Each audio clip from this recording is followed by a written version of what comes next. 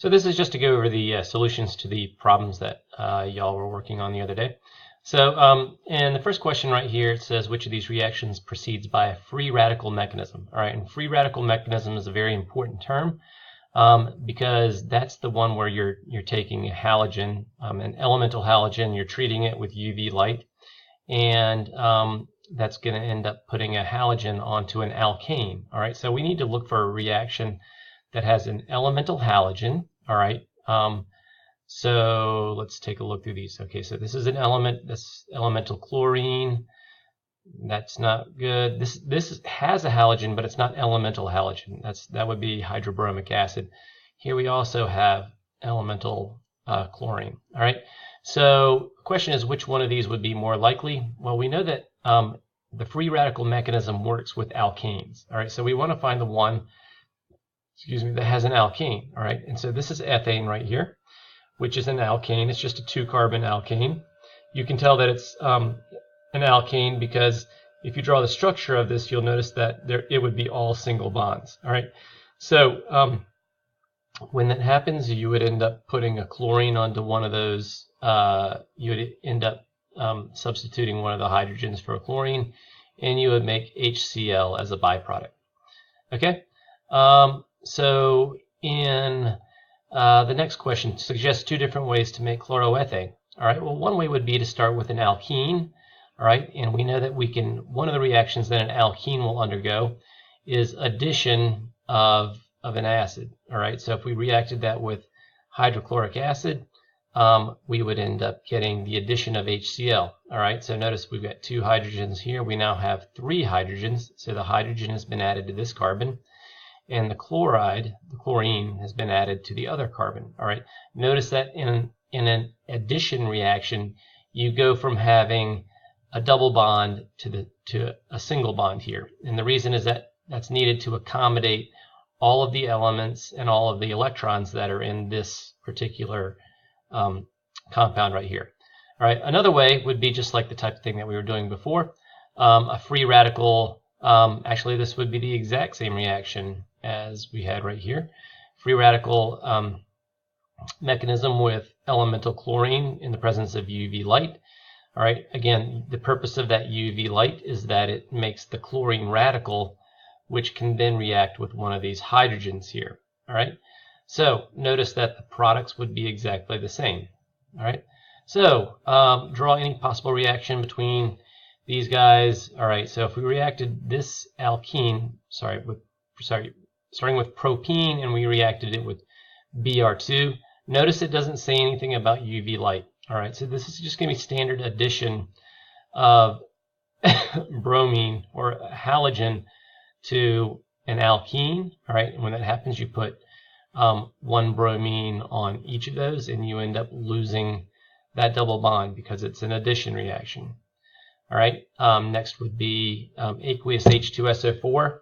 You have to do a little bit of interpretation here. So aqueous means water. All right, so if something is an aqueous solution, it means it's dissolved in water. So there would be plenty of H2O around. All right, and you need a little sulfuric acid to get this reaction to go. So in this reaction, we're going to add the elements of water to this double bond. All right, so what that means is, so this is H2O. You're going to actually end up adding the OH to one of these and the remaining hydrogen to the other. So there's 2 possible products for that. All right, so these would be the 2 possible products. You would be expected to know that both of these would be possible. All right, so and hopefully you realize, well, why didn't we have 2 possible products here? Because it doesn't matter which bromine gets added to which of these carbons here, you would end up with the same product. All right, so with HCl, same type of thing. We're going to have 2 products, one where the chlorine is on this middle carbon and one on the terminal carbon. All right, so I will be making a video in a couple weeks where we talk about which one of these would be the most likely. All right, so the question of which one of these would be the most likely is an HL topic, but for right now, just realize that either of these would be possible. All right, so and the last one is hydrogenation. All right, so recognize a nickel catalyst as something that catalyzes hydrogenation. Another catalyst that does that is palladium. So when you do a hydrogenation, essentially what you're doing is just getting rid of the double bonds. All right, and again, this is the exact same reaction that they do when they hydrogenate vegetable oil. It gets rid of some of the double bonds that are in the fatty acids, which are part of that oil. Okay, so in the next question, we're just identifying alcohols and amines according to primary, secondary, or tertiary. All right, so first one is 2-pentanol. All right, so for that structure, you're going to draw a pentane. 1, 2, 3, 4, 5. All right, and it doesn't matter which end you start from, but you're just going to put a hydroxyl group on the 2 carbon. All right, so that makes that 2-pentanol. All right, so you're going to look at the carbon that oxygen is attached to and count how many carbons are directly attached. There is 1, 2. All right, so that is a secondary alcohol. All right, dimethylamine would be this particular structure, and with amines, remember it's just how many carbons are directly attached to the nitrogen. All right, so there's 1, 2. That makes that a secondary amine. All right, 1-pentanol puts the OH on this carbon right here. That would be, so take a look at this carbon right here. It has 1 carbon attached to it. That's a primary alcohol. And glucose in its cyclic form. I know this might look a little odd the way that they draw this. When we talk about carbohydrates, we'll talk a little bit about these structures. But still, this is an alcohol right here. If you take a look at that carbon, there's only 1 carbon attached to it. So that would be, you could call that a primary alcohol. All right, for reasons that we're not going to get into right now, this would not technically be a primary alcohol. But for the purposes of doing this exercise, we're going to call it that. All right, so this is right here would be a secondary alcohol because it's that carbon is attached to 2 different carbons. All right, this is also secondary because there's 2 carbons that it's attached to. This is also secondary, and that's here's another alcohol, and that would be a primary alcohol because that carbon right there is only attached to 1 other carbon. All right, so fructose is chemically similar to glucose. They're both sugars. All right, this alcohol right here is primary, secondary, and both of these guys right here are primary. This guy right here is primary because there's only this is the only carbon that's attached to that carbon. All right, over here that's an oxygen. All right, and this one right here, you should be able to tell why that is primary. All right, morphine and codeine, these are actually 2 very similar molecules. The only difference between morphine and codeine is that this is a hydroxyl on morphine, but it's a methoxy on codeine. All right, both of them are narcotics. All right, so if you're in a world of hurt, both of these would do a lot to make you feel pretty good. All right, so in terms of alcohols, all right, you see this carbon, this, so you notice that on both of those are both going to be secondary because that carbon has got 2 carbons attached to it. This is a secondary alcohol. It's got 2 carbons attached to it. And this nitrogen right here would be tertiary because it's got 1 carbon, 2 carbons, and then this little bend right there. That's the 3rd carbon right there. All right. So organizing these in terms going from lowest melting point to highest melting point. All right. So the key in this is to figure out which one's got, you're going from the weakest intermolecular forces to the strongest intermolecular forces. Okay. The stronger that things are held together, the more likely they are to be solids. The less strong things are, the more likely they are to be able to move past each other. All right. So if you take a look, you can just go and draw the structures. All right.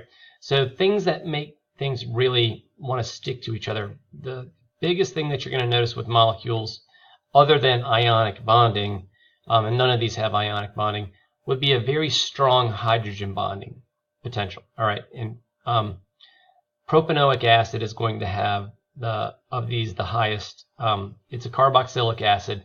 Carboxylic acids tend to be fairly have the strongest bonding of all these other types of functional groups. All right, so that's at the top of the list.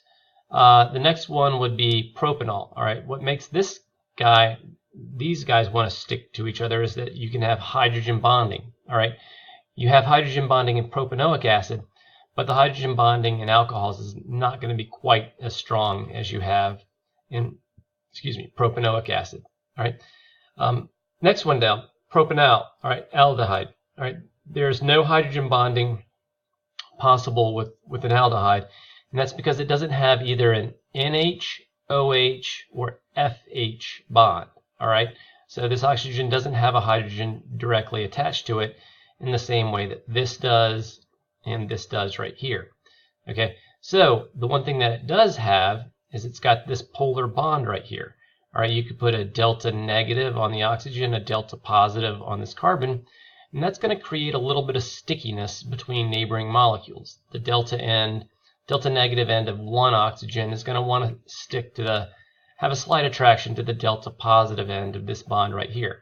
So that makes it a little bit sticky, and it makes it, so that puts it somewhere in between a hydrogen bond and something like an alkane. All right.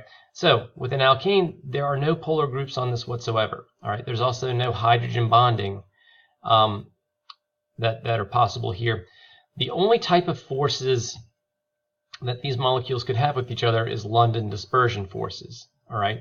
And again, if you have an alkane, the bigger it gets, the more likely it is to first become a liquid and then become a solid. All right.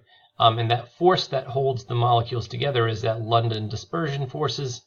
All right. But that's a very weak interaction. So compared to these other forces, that's very weak, and this would be expected to have a very low boiling point. All right.